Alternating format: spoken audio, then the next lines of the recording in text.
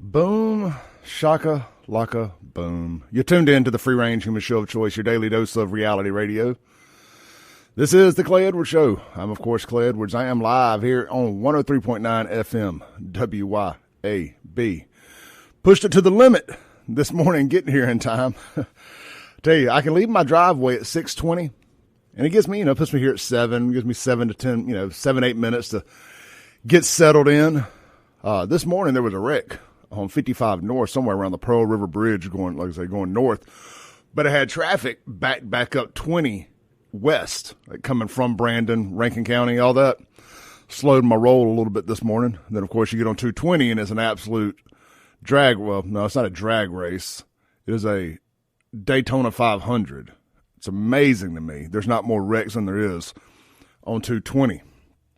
We're going to have two guests this morning, sitting on hold now on the Mazda Jackson phone line. I'm about to go to him. It's Kingfish with Jackson Jambalaya. But before I do that, real quick, and then hour two, we'll have Lindsey Beckham in the studio. We got a lot to talk about today. Big show, as always. We don't waste these things. They're always big shows. We don't get too many opportunities. You never know when your last opportunity to be on FM radio with a big stick, with a big microphone, with a big platform is. It could be taken away from you at any moment. We understand that, so we try to make these things count. The Guns and Gear text line, 769-241-1944. 769-241-1944. I'll give the phone number out when the phone line frees up. But on the Mazda of Jackson phone line this morning, we got Kingfish over at Jackson Jambalaya. Jimmy, thank you for jumping in with me this morning. I appreciate it. Thank you. How you got it? How's it going on your end? I'm just waking up. I'm still in bed. Man, if you want to be a 4 a.m. guy like Jocko Willing, go ahead. No, man, look, I have efforted that, and 5 to 5:30 is going to be my max. No, it don't matter if I go to bed early enough to get up at 4:30. I had to sleep an extra hour. I tried last night, but I was like, well, I'm just going to go to bed a little early and get up and do a little show prep when my head's a little clearer. And shoot, I wasn't none of that. Wasn't none of that. I was up to almost 11 o'clock again, doing show prep. So it's just no rest for the wicked, as they say. No. So look, man, we're living in historic times here, man. Every time we cut on the news, there's some historic news cycle. A president nominee, for the lack of a better term, president has been shot. A president has stepped down out of the race. And this is all in 3 days, a week of each other. I'm sorry. It's a lot going on, Kingfish. What do you think about all of it?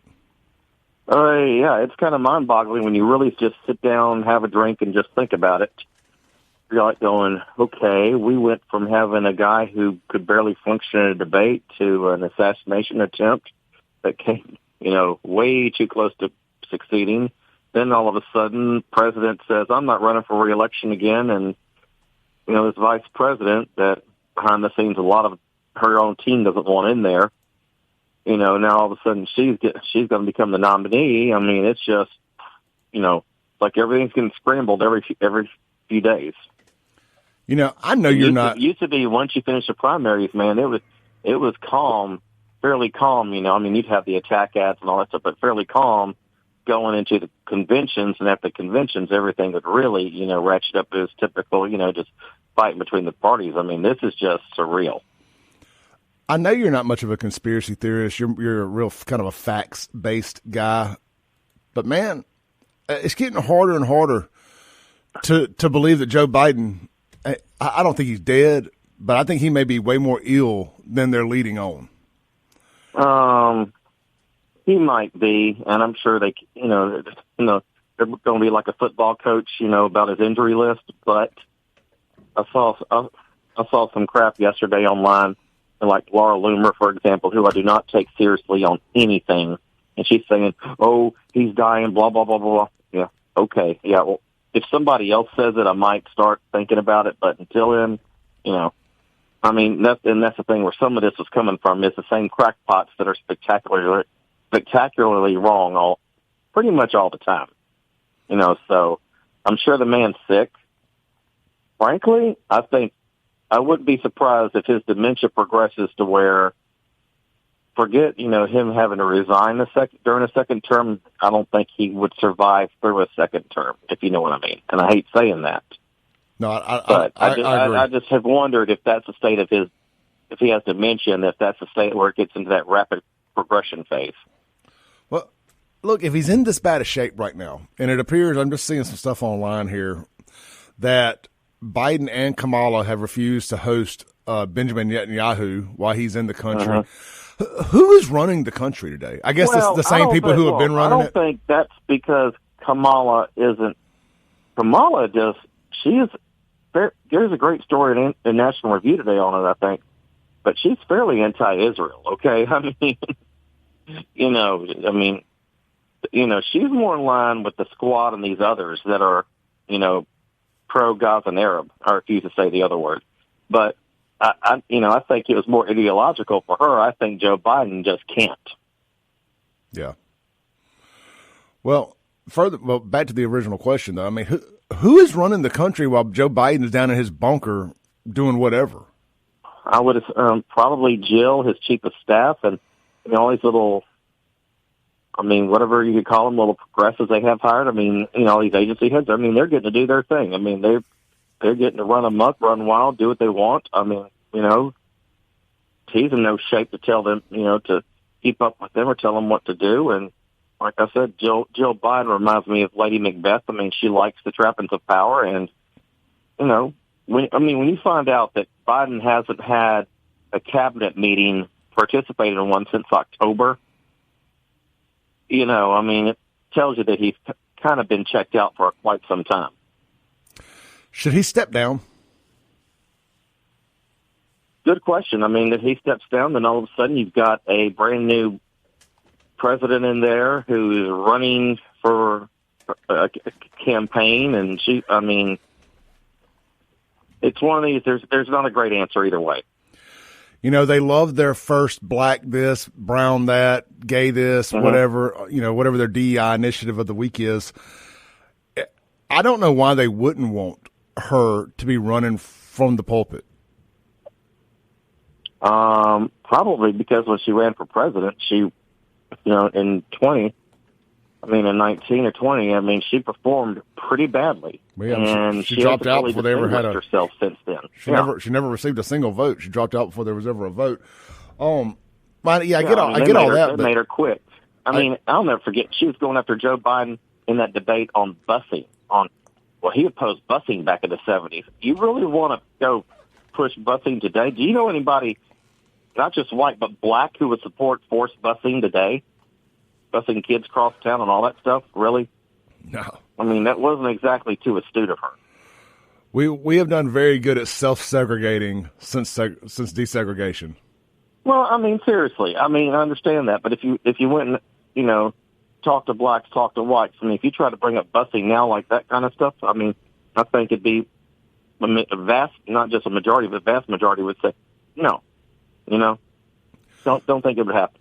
Well, but Kamala, Kamala, she, like I said, she has done nothing really to distinguish herself. Frankly, to me, she's a left-wing Lynn Fitch. She has high staff turnover.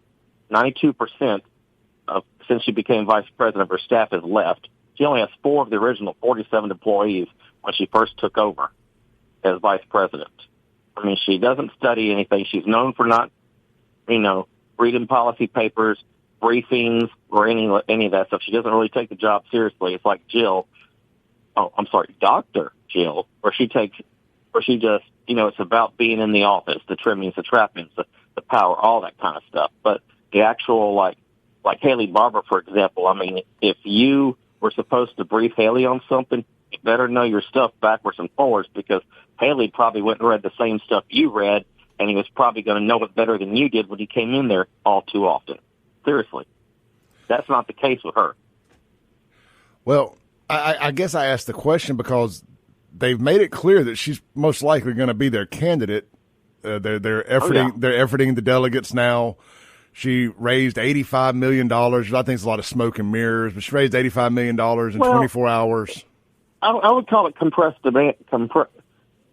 remember, for a few weeks, donors weren't donating because after the debate, okay? So I think you have, you took, say, 2 or 3 weeks of money that was cut off, and then all of a sudden you get it all back in 1 or 2 days. Yeah, it's going to look like it's great.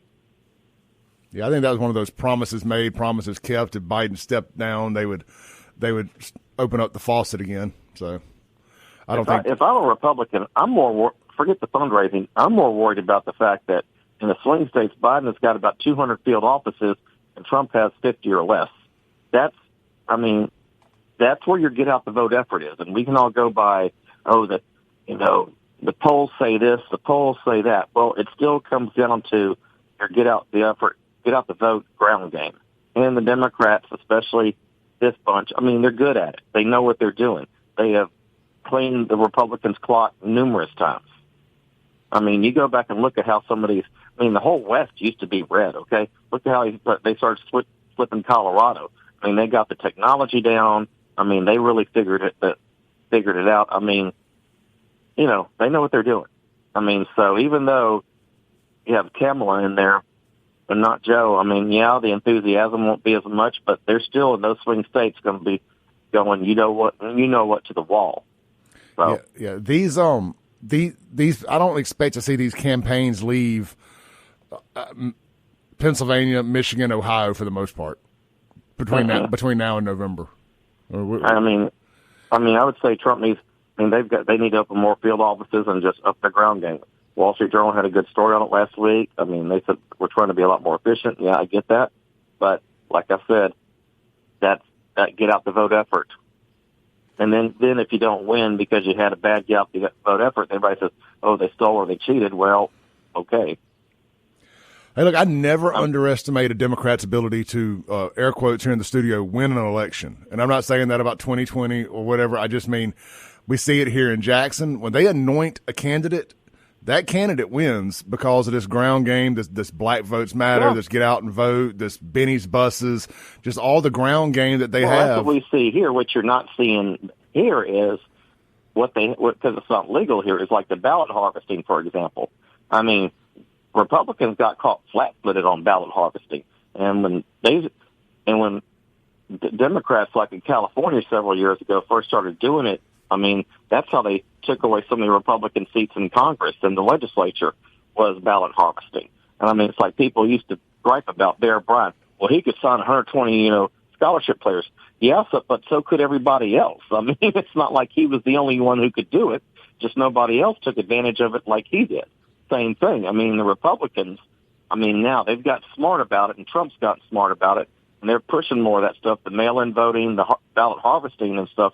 But, it's like when Jeff Gordon came along and, he's the first guy to have, all of his guys on the pit crew were all athletes and they would do other things. And they were running 13-second, pit stops, which were unheard of at the time, Then 5 years later, everybody's caught up to that and they're doing the same things. Well, that's what the case is here. They exploit the rules. They got a tremendous advantage out of it. And now all of a sudden we're sitting there doing it. And you know what? I remember reading on some conservative websites, they were still arguing that the Republicans should do it because, well, it was basically the equivalent of gentlemen do not fight. They should fight fair. You know what I mean?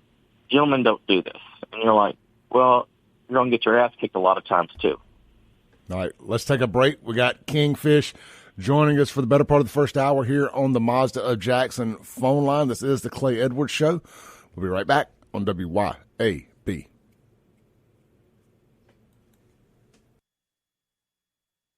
Welcome back into the Clay Edwards Show here on 103.9 FM WYAB. This segment brought to you by Parlor 1886. Hey, guys, it's Tuesday night. It is family night right here in downtown Flora on Main Street at Parlor 1886. And what I'm about to tell you is so cool. I wish I lived out here and could come back at nighttime, but I probably ain't going to make it. It's taco night. And it ain't just taco night. They got a taco bar. I know you remember the Wendy's Super Bar. It had the tacos on it. They got it. They're doing a taco buffet, and it's free soft drinks as well for you and the kids. And, of course, I'm sure the bar is open, too, if you'd like a cold beverage. But we're going to focus on family night tonight. It's taco bar. Get out there. Enjoy it. I'm sure it's really good. It's a good time. It's Flora's living room. It's way more than just a bar. It's way more than just a grill. It is Flora's meeting space. It's really neat in there. They got the couch sections, the VIP area, type areas, because you don't have to be a VIP to sit in them, but it makes you feel like one. And that's all that matters, right?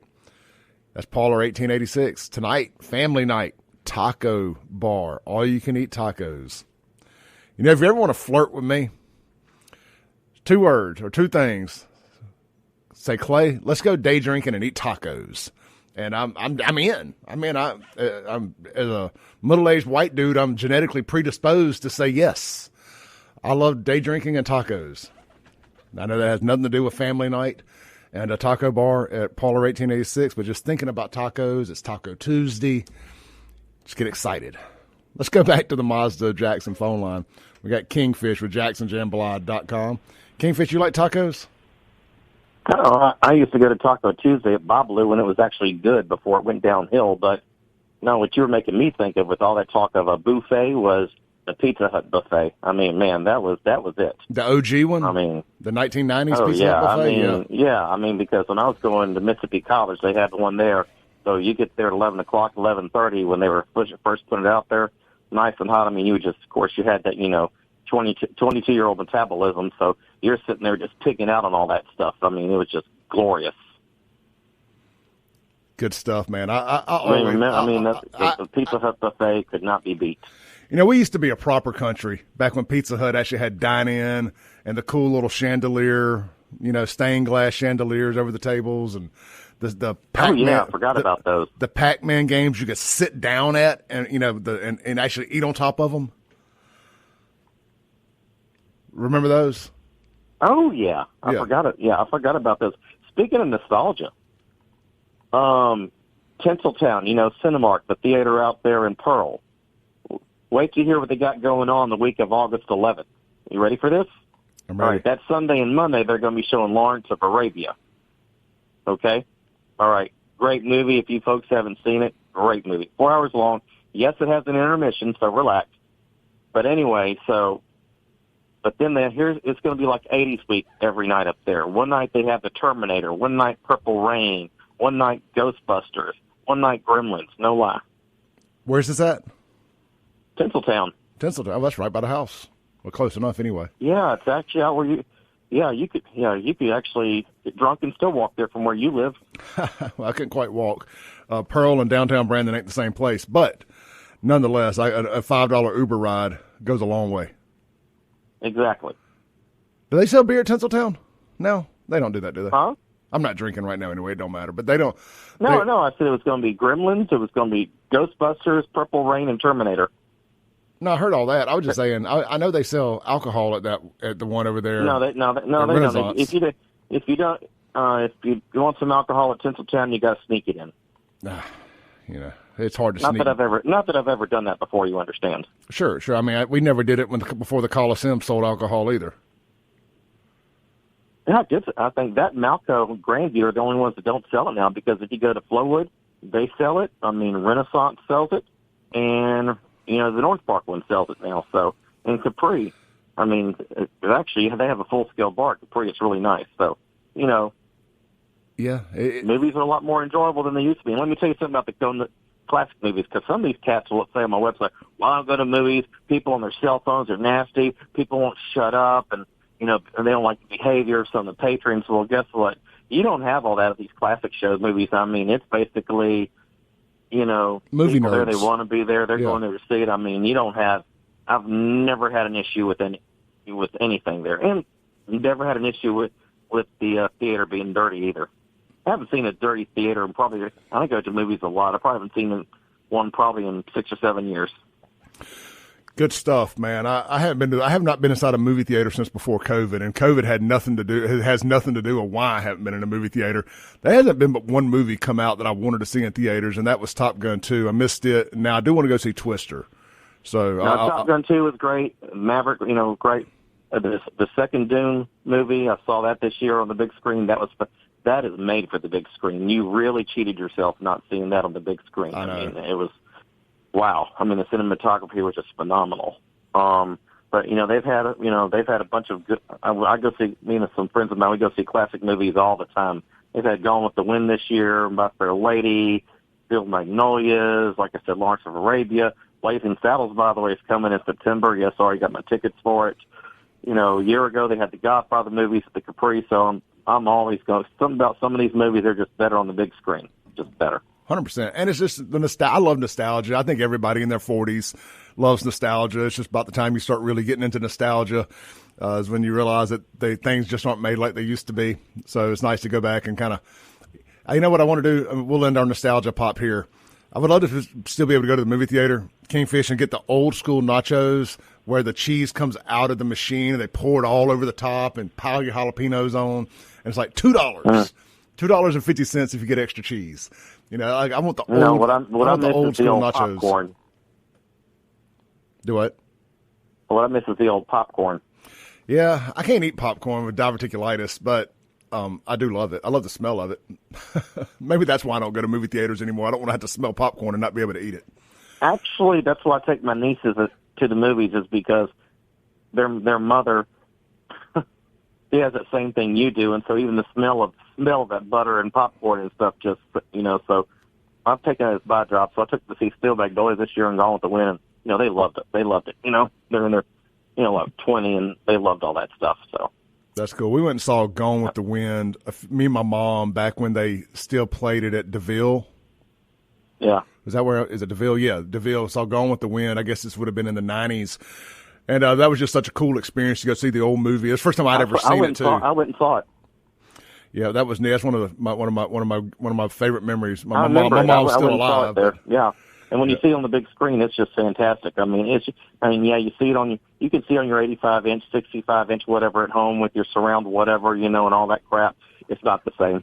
I mean, when you're sitting there watching Atlanta burn down, you feel like on that big screen, like you're right in the middle of it, you know? Well, it's also something about just doing something like that in a communal setting with other people. And I think we've gotten so far away from that because of the conveniences and then the trappings of the house. You know, our refrigerator's right there, our bathroom's right there.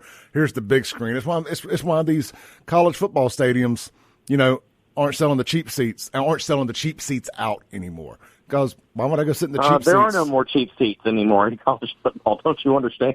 Well, valid point. Those days have been long gone. Valid point. All right, look, we blew through this segment on a nostalgia pop. When we come back, I want to get Kingfish's take on some Jackson stuff. This is the Clay Edwards Show. We'll be right back. Mayor called me out yesterday. Ooh, I know. I've got some of that pulled up here. I was a bad boy. You was a bad boy. All right, we'll be right back with the bad boy, number one bad boy himself, Kingfish, Jackson Jambalaya, here on WYAB. Welcome back into the Clay Edwards Show. This segment brought to you by friends over at Lakeland Glass and Tint. I passed by the new downtown Brandon location. It's getting ready to open here soon, right there on the corner of Highway 80 and 471. So be on the lookout for that if you need your windows tinted in the 042 area. But in the meantime, get over there and see them at their Flowwood Drive location. That's where you're going to get all your window tinting, vehicle wrap, and ceramic coating needs, as well as paint protection film. If you need vehicle glass, you need your windshield replaced, go to the OG location. Been there for a while now, right on Lakeland Drive in front of Red Arrow. That's right, on the Rankin County side of Lakeland Drive. And, hey, when you get a new windshield, you're going to get a free Rock Peck repair card that's good for the life of that windshield. So as long as you have that car and it's got that windshield in it, you get a Rock Peck, your first one, they're going to fix it for free. That's right. Only at Lakeland Glass and Tint. Get a quote today at lakelandglassandtint.com and be on the lookout for the all-new location opening in downtown Brandon here in just a matter of weeks, maybe a month at the most, I think. Don't quote me on that, but they move fast. When Jason and his team get on something, it gets done. I've worked with them. I've seen it with my own eyes. Top-notch quality. Excited to have them a block from my house. All right, let's go to the Mazda Jackson phone line. We got the one and only Kingfish with JacksonJambalaya.com here helping a brother out with a little co-hosting duties this morning. Kingfish, you'll be filling in for the one and only Radio Strongman this afternoon, won't you? Forget his name. Yeah, the black man. Yeah, that guy. The Tea Party guy. Yeah. Kim Wade. So you doing the whole show, 4 to 6? Oh, yeah. That'll be good. That'll be good. I know. Don't have any guests planned either. Well, let's steal a little bit of your show prep here, I imagine. And you had the mayor kind of dropped you in the grease a little bit yesterday. Tell people about it. He tried. Well, he loves to have a press conference every week. I mean, so he's got PR nailed pretty good. Actually, it's one thing he really is good at. I can't argue that. He is really, really good at PR. I mean, and his communications team is best I've seen in a long time. Probably the best I've ever seen out of that office, and it's counting 4 or 5 mayors. I mean, honestly, if I became mayor, say tomorrow, I would probably keep them. Seriously, I mean, they're pretty good.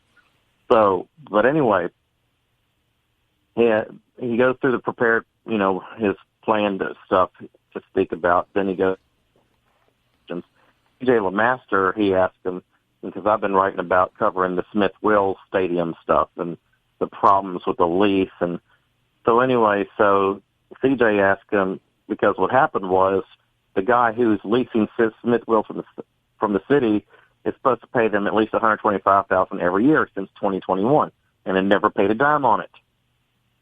Well, actually, no, he paid $32,000, total, but he never made his annual payments. Anyway, what happens is January this year rolls around, so he's got a $500,000 debt to the city, and that contract also required him to spend $6 million, fixing up the place, and that was part of the lease. Period. First year had to spend $6 million in improvements. So fast forward to January of this year, and he's got a $500,000 debt. So what we're going to do is we're going to take all those improvements he made, which is about $3 million worth. And they said, we're going to count that as his payments on the lease and write it down to $100,000. And the reason why they tried to do it that way is because state law says, and the Constitution says, write off debt. It cannot forgive debt. I mean, if you remember, that came up during the water bills, why you couldn't just write off bad water bills. Well, that was why. Same thing here. So they're trying to be cute and reclassify what was required under the contract, his improvement as, debt payments. Yeah, it's very questionable to say the least. So anyway, that and nobody really questioned any of this. It just went through. So then that's what CJ's asking him about. Instead, what the mayor did, he never once answered it. He never gave CJ a single fact or anything. Instead, he just went on about a 2-minute tirade about how the legislature, he said Jackson Jambalaya, Councilman Ashby Foote, and Shad White, there's this grand conspiracy to take Smith-Wills away from Jackson, and we were all in on it together. Ooh, boy. Seriously. And he was, this is how stupid, and it's slick, but it's also stupid. He'll say, and notice how in the bill, they didn't refer to Smith-Wills by Smith-Wills. They gave a property description. Yeah, well, if the mayor knew a damn thing about how it works in the legislature, that's every building, everything that's always described. They never describe things by names. They never refer to Jackson by name. It's always where Interstate 20 meets Interstate 55 at the intersection, and Highway 80 meets 49. And if it's a building or a piece of land, they always put a property description up there, legal, like out of the deed. And that's just the way they've always done it. And he should know that. But he'll just turn that around and take something simple and make it seem like some grand conspiracy. So, it's kind of funny because what happened was the legislature, they passed a bill this year saying they were going to cancel the lease on Smith-Wills because Smith-Wills, the property actually belongs to the state. They've been leasing it to the city for decades. And so Chokwe just starts just going off about that yesterday. Then he said the previous group, they weren't even paying it. We were getting nothing out of that. Well, you're not getting anything now either. But that previous group, if I remember right, it was Payne Ditto, Cal Wells, and some others, because they're all baseball aficionados. And they were using that for like kids baseball and stuff like that. They were paying, if I remember correctly, I think their lease was like $50,000 a year, so the city was getting a little bit of something out of it. But he just he just loves to make up stuff. Like the zoo was 200 acres last week. He just does this. Have we seen an itemized list of these millions of dollars of improvements that they've done? No, I know they've done the bathrooms. I know they did some other stuff. He's made some improvements. Yeah. I'm not going to deny that. But is it $3 million? I don't know. You'd have to look at the invoices, all that kind of stuff. Fine. Sure. But what they're doing is, the question is, why was this guy allowed to get away with $500,000 in non-payments? He was supposed to get a $5 million performance bond, and you know what that is, like if promoters get insurance on concerts, right? Yep. Okay, same thing. And he never got that, and no one ever asked him about it either. The only person asking questions on the council is Ashby Foote. The rest of them all sit there like bumps on a log, except for Aaron. He's taken up for the guy, of course, because, well, hey, when you're on the take, you're on the take. What can I say? Co-defendant's going to co-defend it. Exactly. Codependent and codependent. Yeah. But anyway, that's what's been going on there. And, I didn't start paying attention to this until this came into the legislature, and then the mayor just went off about it. Oh, well, let's see what's really going on here. You know how I do things. So I just asked for a copy, got a copy of a list of all of his payments, pulled up the leases from the city council meetings, and said, wait a second, what's going on here? He's not paying what he should pay. And those are legitimate questions to ask, but we're talking about a mayor who, every time he's questioned on something, he can't handle it, and he likes to go on the attack and raise his voice like, remember during a few months ago, he threatened if anyone says I took millions under the table for the garbage contract, I'm going to sue them. I don't care who they are. But damn, if he didn't mind saying Kenny Stokes and Ashby Foote were taking bribes, did he? Yep. He's honestly, he's a crybaby. Sharp-dressed one, but he's a crybaby. He's a hypocrite, too. Watch him when he gets questioned. He always raises his voice. He goes on the attack. He doesn't like being questioned on anything. Well, none of these black-for-a-living folks do. No, but especially him. Some will just throw the stuff right back at you. They'll just roll with it. Him? No, he just watch him. You'll see it. He is very insecure. Well, he surrounds himself with yes people, and that's the problem. Nobody's telling him something's a bad idea. If they are, he's not listening. I imagine all this is Dr. Safari Amari, as you call her. She's pulling the strings. Well, what came out yesterday was I didn't know this was that he said Chad White was investigating this. Well, Chad White, if he has the power to do it, he should investigate this. This guy. Think about it. We could. You going to tell me the city of Jackson could not use $500,000? Well, then think about the parking contract with the VA. Well, yeah. Thank you. I forgot about that. Yeah. He's got this. He's getting money from the VA every year. It's not $370,000 a year. Profit he's making. He's got costs in there, like his so-called shuttle. He has a shuttle bus that he paid for, and I'm sure that means a couple of drivers. But you know what? When you drive by that parking lot I've been doing it lately. There is no one's parking there. It is empty. But you know what? I guess the federal government doesn't mind blowing money. Surprise, surprise. I'm not going to blame him for taking advantage of it. But no, I would. Money he was coming in, he could turn around and pay on his rent too. But instead of asking that question, the mayor just defends him on it. So you start wondering what's really going on here. What's really going on. And there's some obvious conclusions I'm not going to say on the air, but people can figure it out. Oh, 100%. There's a lot of low-hanging fruit here. Or they really might be that dumb and incompetent over there at the city. That's entirely possible. Look, Occam's razor, the most likely scenario is the most likely outcome is the probable outcome, and them being incompetent and stupid is probably the most likely outcome. And that's what you saw with Secret Service. In other words, oh my gosh, conspiracy, but you know what? Go back to Katrina. How incompetent was FEMA back then? How bad was it? It was about this level. Go back to 9/11, all the stuff going to 9/11. How many mistakes were made? How many of them slipped through the cracks? I would argue this is natural feature of government, actually.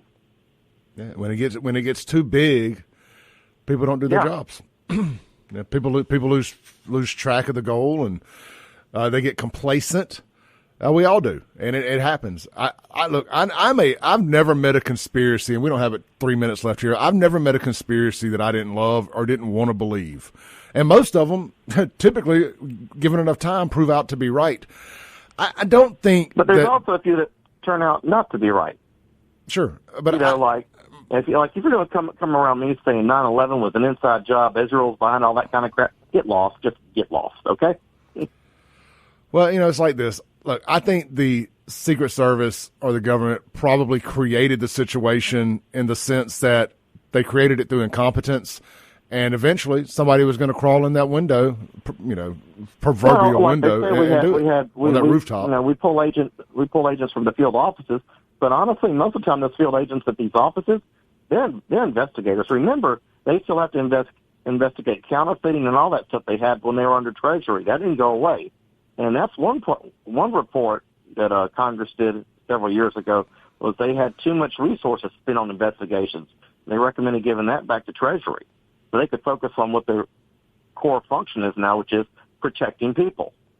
So you bring in a bunch of people who that's just not their job. You take all your 18 people, send them over to cover Jill Biden, and she was going to demand that, of course, because she kind of is the president, isn't she? Yeah. So. Then you have all these B-team guys there, then you don't have enough of them, and you got everybody working together for the first time. I mean, it was a cluster, and somebody could say, yeah, that's proof of it right there.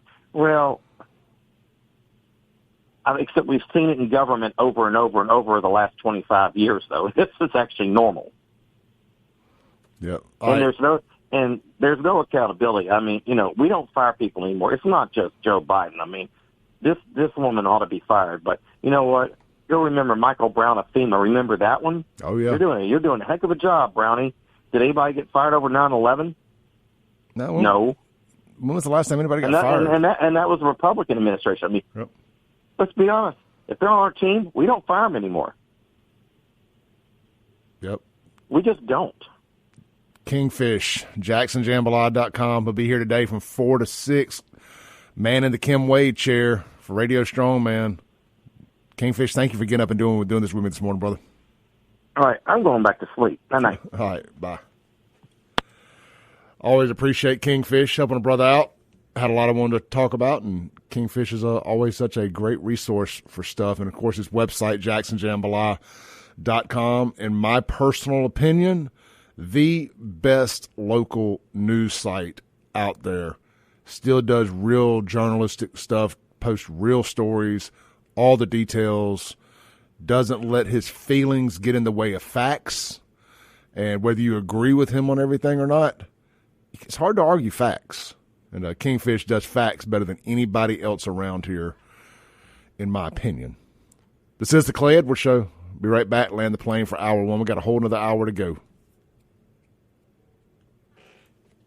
Oh, I just saw a great video on the internet. I don't know if y'all been to a music festival lately, but what they do is they run the barricades down the middle of the crowd now, so people to the left and the right, if they have an emergency, they can get over the barricade or whatever. These guys were facing one another, and one guy kept in a baseball jersey, of course, because guys that wear jerseys, they're always trouble. Anyway, that's a thing. I have a thing about guys that wear jerseys. The guy decides to jump over the barricade in his jersey and go talk crap to the other guy and gets knocked out with just a straight jab. Bop! And he falls flat on his back. Boom goes the dynamite. It's hour 2 of the most incendiary show on the radio. This is the Clay Edwards Show. I'm, of course, Clay Edwards. We are live here on 103.9 FM WYAB. The segment brought to you by the Mississippi Braves as they present music on the Diamond this Friday night with country music superstar Miranda Lambert live outside under the stars in Pearl, Mississippi. The high temp Friday night is supposed to be 89, or Friday is 89 degrees. So let's be honest. If you got to go to a concert in the middle of summer in Mississippi, I don't know that you could get better weather, assuming the rain holds off, and I think it's going to. And look, tickets, general admission tickets down on the field I mean, these are great seats. I got the Ticketmaster diagram pulled up here. $29. $29. And it looks like they got some 4-pack specials available too. Just go to Ticketmaster.com, type in Miranda Lambert, select Pearl, Mississippi, and you'll see the ticket prices. And of course, they got the VIP for only $99, which, I mean, frankly, just isn't bad either. I don't know if you bought concert tickets lately, but I bought 2 for Creed and Three Doors Down in Biloxi, and I don't even want to tell y'all how much I paid for those. And by the way, they could possibly be for sale if anybody needs them. So just let me know. Anyway, I digress. This Friday night, I will personally be out here at this event. I'm not letting a concert slip through Rankin County outdoors and not make it myself. So I like that one kerosene song that Miranda sings. I like burning things down, I guess. So it's a very fitting song, but neither here nor there. This Friday night, man, get out there, enjoy it. It's a bit of a swan song from the Braves. Their way of saying thank you for 20 years here in Pearl, Mississippi, as they get ready to move on to Greenville, Georgia, or something like that. So get ready, goodbye, check it out. Or Savannah. Is it Savannah, Georgia? Well, anyway, it doesn't matter. It ain't here. They're leaving. We appreciate them. It's been a fun 20 years, and they're throwing a big party on their way out the door this Friday night. Again, tickets starting as low as $29. All right, I got Mom for Liberty, Lindsey Beckham, here in the studio with me this morning. Lindsey. Good morning. Good morning. Thank you for coming in this morning. I want to jump straight to something here. Okay. I think make sure I saved it here. I could probably guess already what it is. What do you think? But you go ahead. Well, I've got it pulled up, so I'll be able to tell you if you're right or not. Are we going to talk about Jordan Peterson and Elon? That's it. I knew it. You got it. You got it. Nailed it. So let's for those that don't know, and I'll be honest, I pay $10 a month for my Daily Wire Plus or whatever, and I'm not a big Daily Wire fan, but they do some good stuff, and it's worth paying it for. I'm just not a Ben Shapiro fan. Just at the end of the day, anyway, neither here nor there.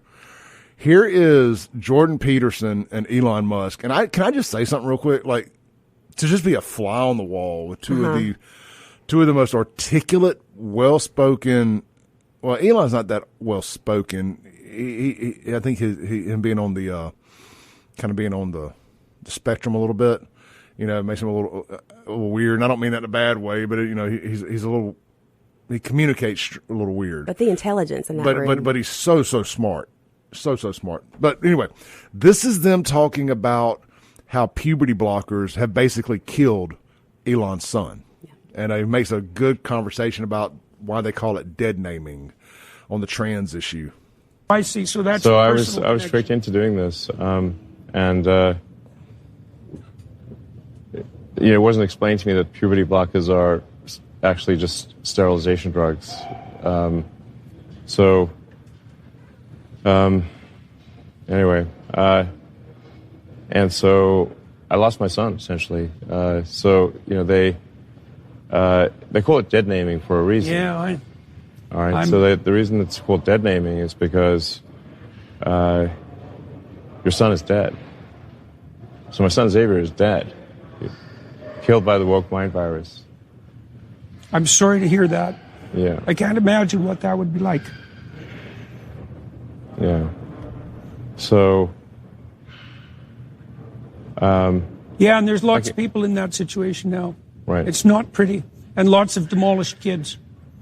Yes. Yeah. Well, that's a good reason to be the final straw. All right, so let's... So I vowed to destroy the woke mind virus after that. And we're making some progress. Join the club. Yeah. I love that he explains what his fight's about. And he says, I vowed to destroy the woke mind virus after that. And it explains the purchase of X, Twitter, whatever. It explains supporting Donald Trump. It explains a lot, which there was mumblings that this was the reason for a while. But to the best of my knowledge, maybe it's out there, I'm not sure. This is the first confirmation out of Elon's mouth. Yeah, I think so. And you can hear this the real, the raw, the hurt, the pain in his voice as he talks about it. We can't complete a sentence. Yeah, trying to talk about it. And we're talking about a guy here who, Tesla, hey, invented PayPal too, by the way. You know, we forget about that. He was part of that group. That's how he made his money. Was he invented created PayPal, then Tesla, SpaceX, that internet stuff, Starlink. I mean, this is one of I call him the greatest living American, non-American. He is the greatest immigrant to ever come to America, in my opinion. Yeah. I mean, period. All the way back to the first ones. I put that much on the importance of Elon Musk for this day and time. I love that he's taking something personal and making it his mission to make the world a better place, to rid the world of this woke agenda. Yeah, like I said, I don't agree with everything. You know, I don't ever want to agree with everybody on everything, nor should anybody else for that matter. Don't always just agree with people. You know, push back on stuff that doesn't make sense to you. And at least if nothing else, if you push back and they explain it, you're like, okay, now I understand. But at least push back on stuff that doesn't make sense. Don't be afraid to tell us. Don't ever be a yes man or a yes woman. Yeah. Just don't. If that's what they have you around for, leave, because they don't think anything of your opinion. They just want you to say yes or say no when they say yes or no. Yeah, Lindsay, so let's unpack it a little bit. This is what you guys have been fighting for. Absolutely. I mean, this is one of the main things that Moms for Liberty has been fighting for. This is what they're trying to do in schools without telling parents. This is what's going on in California without telling parents.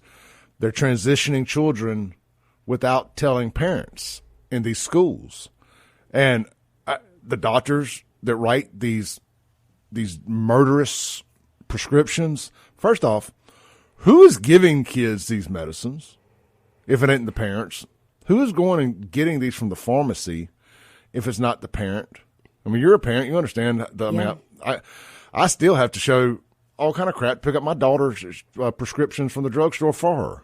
But at this point, it's become so dangerous that CPS can take your children if you refuse to do it in some states. And that's what's happening. It's disgusting. Well, yeah, I mean, there's that famous case, and I can't remember the guy's name. I want to say they were from Texas, but him and the wife got divorced. She moved to California or Seattle or Portland or somewhere like that, and she's transitioning the child to a girl that was like 8 years old or something mind-boggling like that, and there was nothing he could do about it. Yeah. Nothing. So what are you guys doing to help fight this kind of stuff?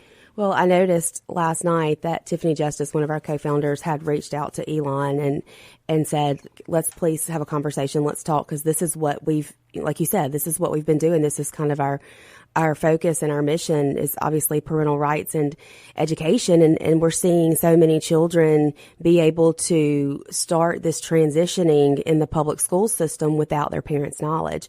So that's been just a huge part of our fight. And I love that we're seeing people now speak out on a more public forum and not be banned. Yes, not be banned, and they're actually being heard. And thanks to Elon, I mean that's because of him that you're even seeing this type of content. So I think that's a huge step in the right direction. You know, we've seen definitely over the last week or two that they're starting to crumble. The DEI that's taken place, you know, look at our vice president, look at the director of this, you know, the Secret Service. We're seeing DEI start to crumble, and people start to realize that, hey, maybe this is not exactly what we thought it was. It's not as great as we thought it was. These words like inclusive and diversity, they've taken them and made them ugly words, like this whole new meaning given to them. Yeah, I had Shad White on my podcast yesterday, and we always think that those things aren't happening here in Mississippi, but he unpacked a lot of his research, and he talked about schools here in Mississippi, $26 million of taxpayer funds, 11 million of that coming from state tax dollars going towards these DEI programs in Mississippi schools. They are doing social justice, get this, social justice yoga for preschoolers in the state of Mississippi. You think it's not happening here, you're wrong. Where are they doing that nonsense at? I believe it's Oxford. Of course it is. The liberal arts beacon of the South. I mean, seriously? What even is that? What is social justice yoga for preschoolers? I mean, so what, is it black only yoga? I don't know. I can't wrap my mind around what they would how you even get a preschooler to do yoga in the first place, but much less social justice. They're just making stuff up now. I know. It's social got to be. Social justice yoga. Just Google it. For preschoolers. Let's Google it here. Social justice yoga. Look, Lindsay, here's a better question while I'm Googling this. Is there any, I mean, you're not a doctor, I know this, but you've done a lot of research. Is there any plausible reason for anybody, I know not a child, even an adult, other than transitioning, to take a hormone blocker? I mean, is there any valid medical reason for this to exist? I think maybe for the very, very, very small population that's born with two gender dysphoria. Yeah, like two sex organs, two different sex organs. But I mean, that's such a very tiny, small, minute population that I don't understand why anyone would need those drugs on a normal basis. Let's see here. Social justice yoga. It's been typed in enough that AI has an answer. Social justice yoga is the idea that yoga's philosophy and practices can be used to contribute to meaningful and sustainable, they love that word, sustainable, social change. Some say that yoga is inherently social justice because it aims to liberate people and ignite a revolution of heart and soul. Others say that yoga can be philosophical and spiritual foundation for social action. Hold on, let's see what else. Fundamentally, yoga and social justice is based on the following principles. When human beings are marginalized, shunned, isolated, or institutionalized, we all suffer. Those who are pushed to the margins or the shadows represent the shadow side of our very selves, our culture, and our communities. That's a whole lot of words to say downward dog. And to say to preschoolers, I mean, come on. I mean, look, I'm probably not the only guy out there that'll say this. I'm just not scared to say it. Look, I see typically you go by a yoga studio or you think yoga or you see yoga on the internet. It's a bunch of, middle-aged, rather attractive white chicks in yoga pants with their butts in the air. Yeah. I mean, I don't know what that has to do with social justice. You want to do something social justice and equitable and all that I think, no, I'm sorry, I don't do social justice. I don't even want to make a comparison. But you want to get into something that's a meritocracy, something you actually have to earn, you have to work, and that doesn't care what color, what gender, what your sexuality is, none of that. I went and got my butt whooped Friday doing jiu-jitsu and going back today for round 2. That will humble anybody. And it doesn't matter if you're white, black, blue, green, gay, Muslim, Christian, Satan worshiper, none of that. You only win one way. One way. There's no cheat code. There's no head start for being a member of the rainbow supremacy, for being black, for being white, for being nothing. You have to strip down.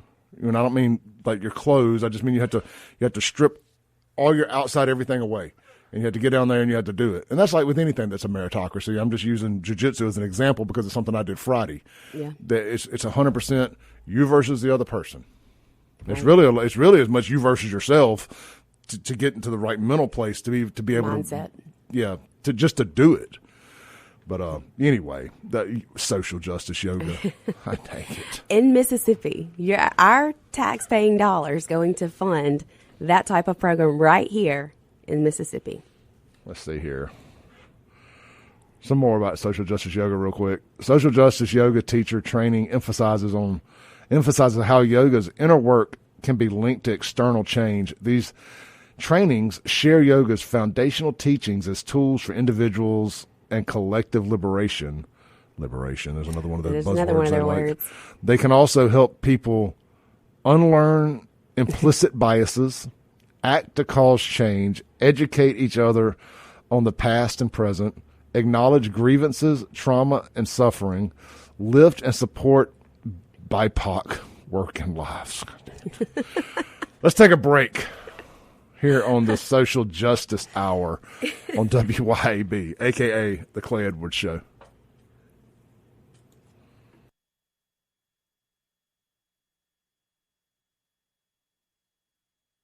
Welcome back into The Clay Edwards Show. This segment brought to you by Stonington Farm.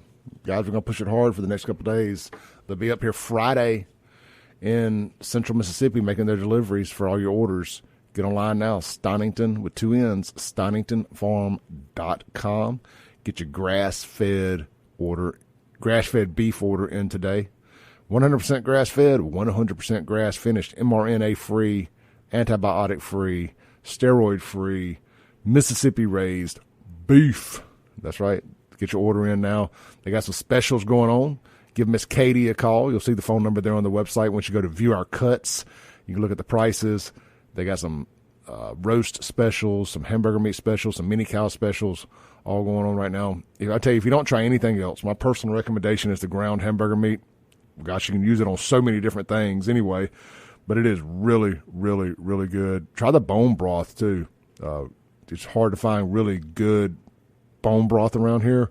This is all grass-fed, grass-finished, no chemicals. All right, that's right, no chemicals. That's important. It's all the stuff we talk about here in the second hour with Lindsey. There's all these chemicals they're putting in everything, emasculating men, dropping our testosterone levels. It's all by design because they want a nation of weak punks that they can push over and give a president like Kamala Harris, and we're not supposed to care. We're supposed to take hormone blockers, just be a bunch of damn sissies. We ain't going to do that. We're going to eat our grass-fed beef. We're going to keep our testosterone high, and we're going to fight, because that's what Donald Trump said do. StoningtonFarm.com. Huh, getting fired up. Some weeks are just I'm just slower than others, getting my roll on, and it's just I'm getting there. Getting my mojo back. All right, Lindsey, something else that I know you guys are big on. That nut job, Randy Weingartner, whatever her name is. His name is deranged. They, them, she, him, there, whatever. Yeah, it is. All of it. These presidents of these teachers unions all think they're Martin Luther King. They must. I mean, we listened to Becky Pringle last week. Yeah. And, it's like, can they see who can be more crazy? I don't know what it is. They think like this is how you have to talk to black women and lesbians. Yeah, maybe it is. I mean, it really is like they think you have to scream at them, and maybe you do. I don't know. It never works for me. But anyway, let's talk. Let's listen to minute 44 here of the Education, Healthcare, Public Services. What is that? AFT. She's over the biggest teachers union. Yeah, AFT convention. Okay, all right, here we go. The November elections will determine which path we take as a nation. Progress is indeed possible, but so is the eradication of the rights and freedoms we hold dear. Historians like Timothy Snyder and Heather Cox Richardson, who study threats to democracy and how fascists come to power, conclude that it is seldom a dramatic event or attack that lets fascism in the door. The violence comes later, after they are voted in. Voting is still our best defense against tyranny and fascism, and it's our best offense to create the better future we dream of and march for. Progress is possible, but not guaranteed.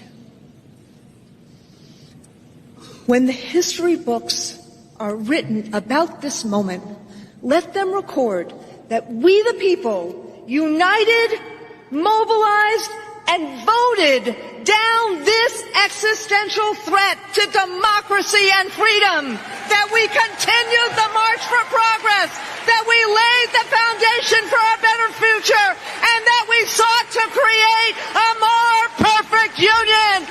Progress is possible. Keep marching. They ain't marching, though. They're just kind of standing in a convention center cheering. I can't wait till we abolish the Board of Education. Me either. I mean, that's the biggest goal I think that most of the moms that are a part of Moms for Liberty have is just it needs to be burnt to the ground. I mean, just all of it, these teachers' unions, just everything. They need to be gutted. Maybe we just need to shut schools down again for a year and just everybody homeschool or whatever, or don't. I don't really care anymore. We need to.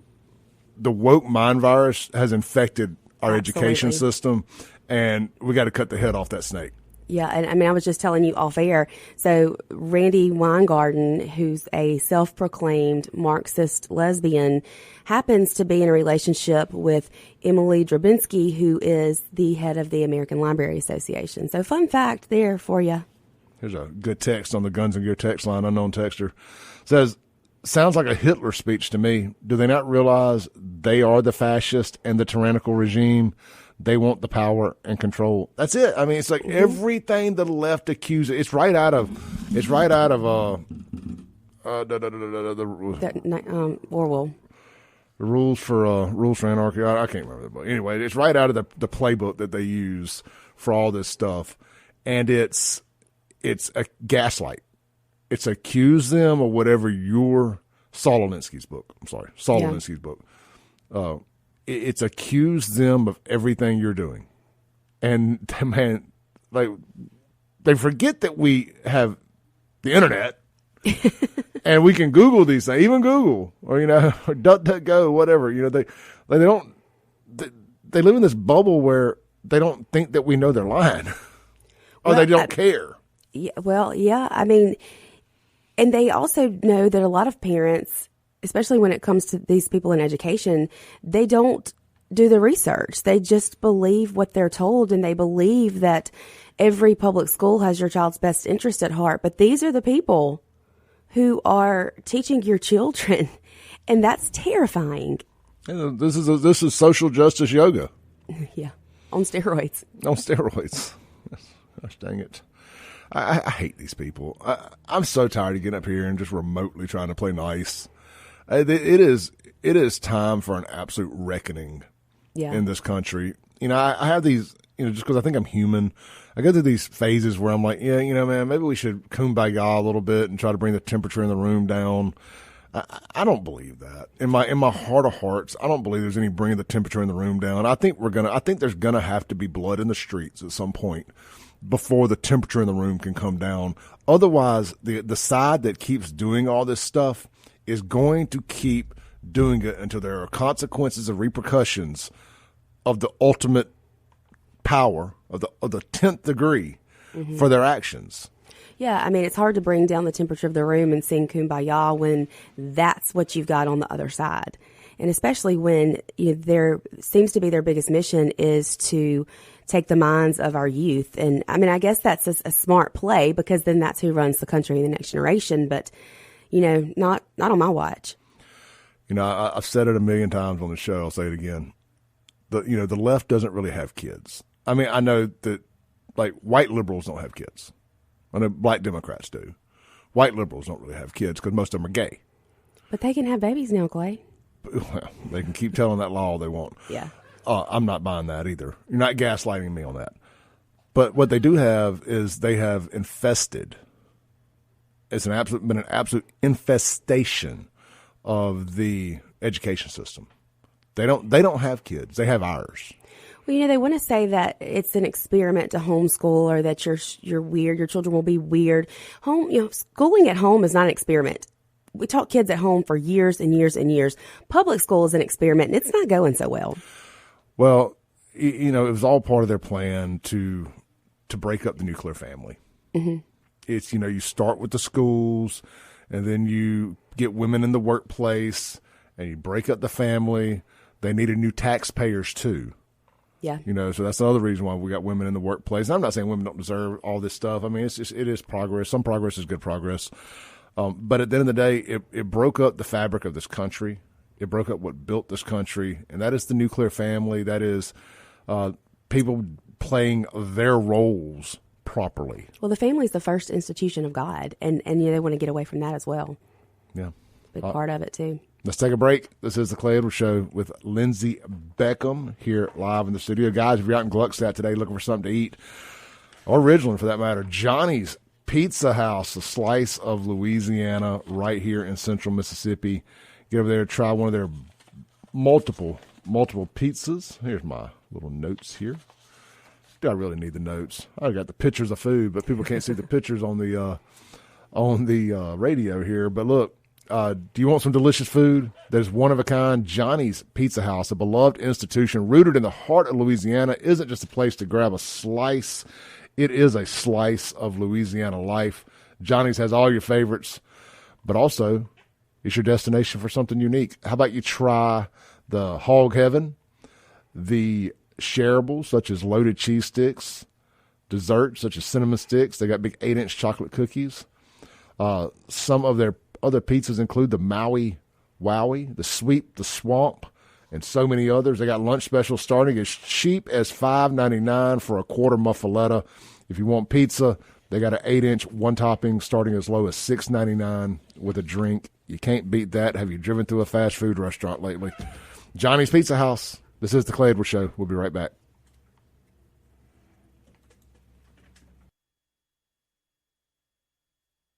Welcome back into the Clay Edwards Show here on WYAB. This segment brought to you by, how about Burgers, Blues, Barbecue? Man, we got a lot of food restaurants on the show. I love it. I love food. I love talking about food. Get over all 3 locations, Madison, Flowood, and downtown Brandon. If you're looking for breakfast this morning, Madison and Flowood, right there at the all-new location at Dogwood, got breakfast serving. Go try the chicken and waffles or the made-from-scratch Southern-style chicken biscuit. And, of course, they got blue plate specials 5 days a week. Hamburger steak is always on the menu. They also do an alternating meat and fish on Fridays, of course. And then, of course, they also have their award-winning hamburgers. They can handle catering from 5 to 5,000 people, and they got multiple food trucks for all of your special event needs. Check them out online today, burgersblues.com. Don't forget, hang out at the cool little bar there at Flowood. And, of course, they got the huge patio in downtown Brandon for your birthday parties, special events, and more. All right, we got Lindsey Beckham, the mom for Liberty herself. She's really made this her own thing. I think it's really cool. Let's talk about Joe Biden for a second. Well, actually, hold on. One thing first. Let's Kamala Harris. I want to play this. No, you know what? We're going to skip it. Joe Biden called into a Kamala press conference yesterday. Supposedly, allegedly. Well, I got some video here that I wasn't expecting to run across. This is 41 seconds long. This is a video suggesting that the White House has been busted using 11 Labs. It's a popular AI voice cloning tool. Interesting. To create Joe Biden's call into Kamala's press conference yesterday. And that was my initial thought when I heard it was, it's too coherent. It's too coherent. That ain't Joe. Let's listen to it. I know yesterday's news was surprising. And it's hard for you to hear, but it was the right thing to do. I know it's hard because you poured your heart and soul into me. Okay. Let's just go on old 11 Labs and see if that's really all they probably used for this. So, upload. There we go. And let's see what we got. Yeah, looks like they didn't even really try. Yeah, so according to this, you can put this into 11 Labs, and it'll tell you if it's AI or not. So we're doing this a live time, y'all. I apologize for being a little clunky here, but this guy in the video puts the speech into the 11 Labs software, and it comes back probability 98% that AI was used to generate this. Wow, that's not surprising to me, though. I really thought it was either pre-recorded or someone else. Oh, 100%. 100% not surprising at all. Now let's see if I can put my fingers on the video here. Was it a recorded call? Now, here is something I got from Kamala, and she had a little Freudian slip. She did. She said recording. calling it a recording. Let's listen to this right here real quick. She's the queen of the Freudian slip, so there's really no telling, but she said what she said, as they like to say. I said what I said. She said what she said. So good to hear our president's voice. Joe, I know you're still on the call, and we've been talking every day. You guys heard it from Doug's voice. We love Joe and Jill.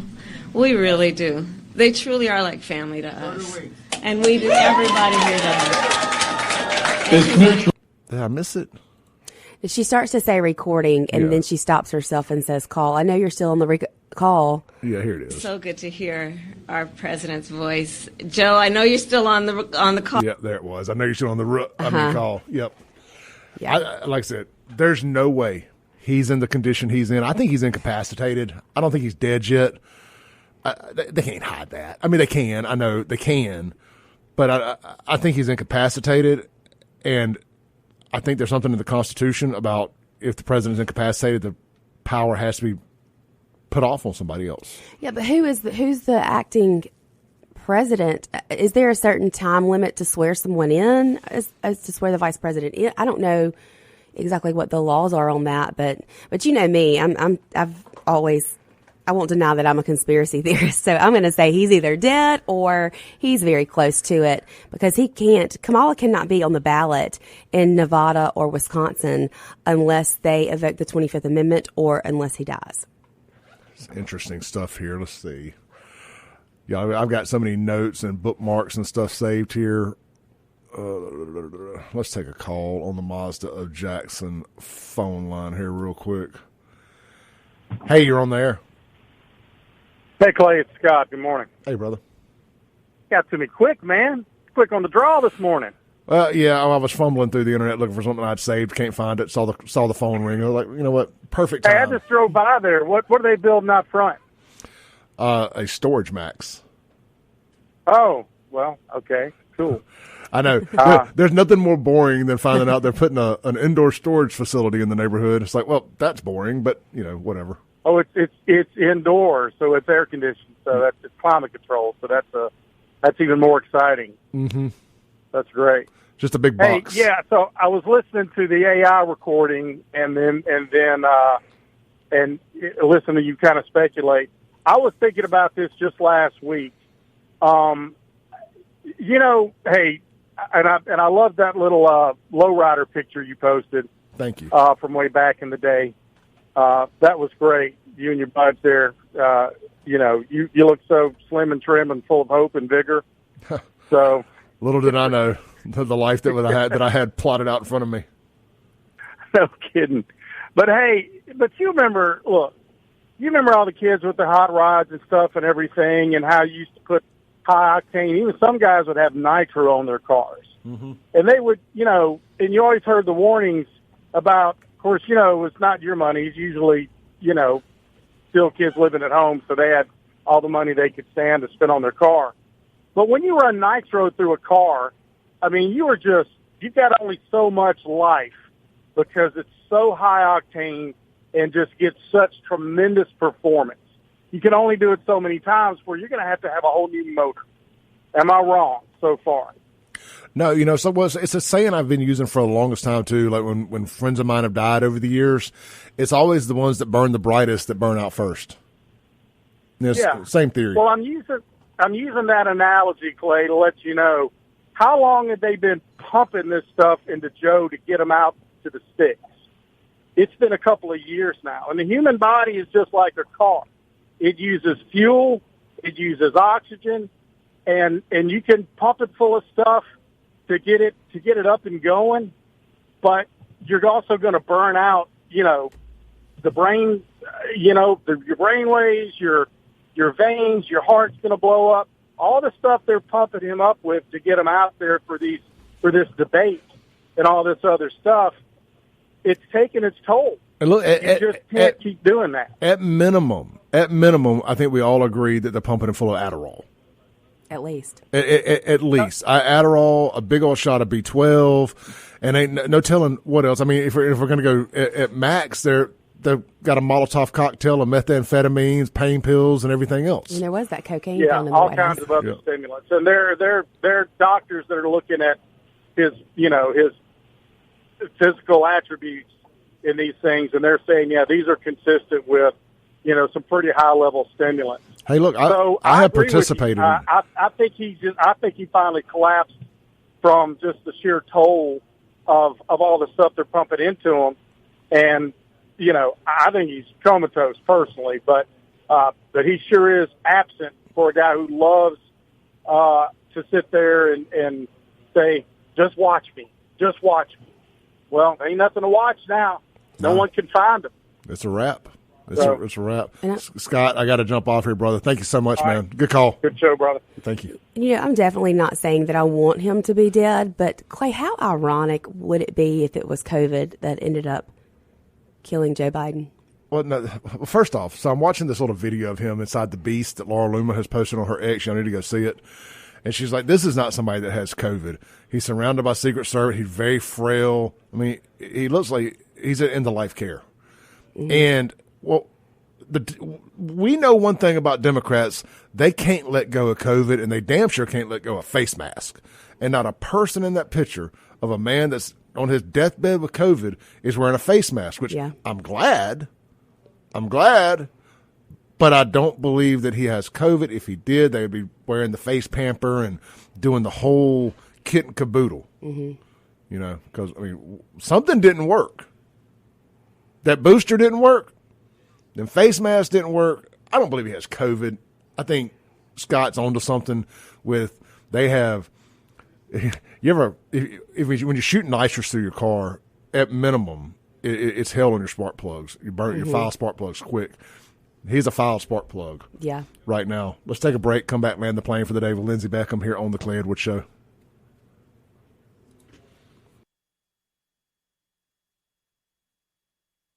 Let's say this real quick as we're winding down here. We were just talking about during the break. It's going to be a strong finish here for the next minute.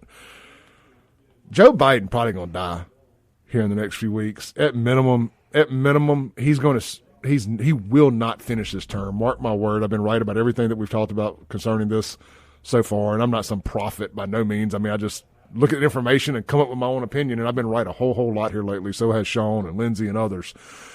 Biden will not be president by the time of the election. It will be Kamala Harris. And she's going to be exposed. If they had been successful through their incompetence and Donald Trump had been killed in Pennsylvania, Biden would still be the nominee. We wouldn't be having this conversation right now. But that ain't how history played out. Now Kamala gets to eat that big L and go back to downtown Willie Brown and Montel Williams and do what she does best, clean up her knee pads and get back to work, Kamala. Lindsey, thank you. See y'all tomorrow.